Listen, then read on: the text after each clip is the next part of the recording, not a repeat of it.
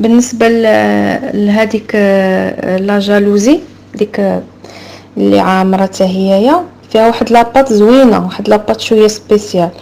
في الميكسور ديال مولينكس كنديروا كاس صغار العنبه ديال الحليب دافي بيضه، يعني دافي غير طمبيراتور امبيونط، ما يكونش خارج غير من الثلاجه.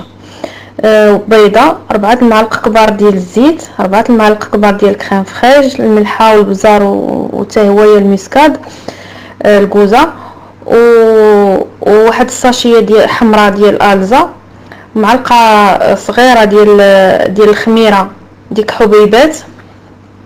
وكنشدو هادشي كله كنخلطوه في مولينكس حتى كيجينا اون كريم. من بعد كنشدو ديك لا كريم اللي طحنا في المولينكس كنحطوها في البول ديال العجانه، وكنبقاو نزيدو عليها الطحين الكافي، يعني اللي غتجمع لينا بحال عجينه الخبز. من بعد ملي كتعجن لينا كنزيدو عليها 100 غرام ديال الزبده اللي كناكلو، ماشي مارغرين. كنزيدو عليها الزبده وكنخليوها تعجن عاوتاني واحد 10 ديال الدقائق. هاد العجينه البنات راه كتجي رائعه بزاف، كتجي زوينه في لي فارس مالحين وحلوين، كتجي بحال لاباط فيتا تقريبا حتى هي كتنفخ وكتكون فيتا شويه من الداخل. كنعمروها باش ما بغينا.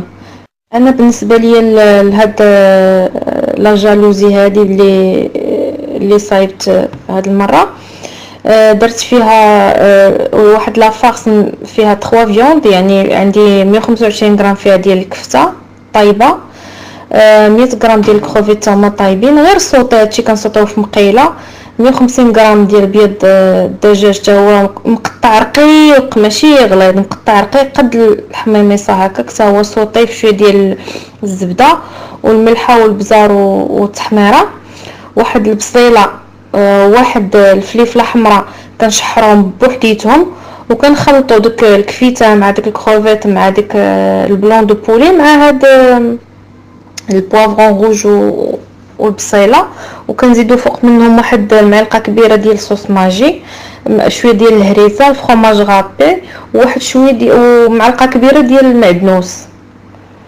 كنيطاليو هاد لاباط، راكم عارفين كي كتخدم لا جالوزي بحال لا جالوزي حلوه، كنيطاليو واحد لاباط يعني طويله، كنقطعوا دي بتيت بوند كنديرهم في الجناب وكنبيكيوها مزيان وكندخلوها طيب. ملي كطيب وكتخرج كنقادو فيها هاد لافارس من الفوق وكنحكو عليها لو فرomاج روج وكنقدموها، كنقطعوها صغيره. هادشي كله جا مينياتور يعني صغيور بزاف باش كيعطيك ان بلاطو صالي زوين.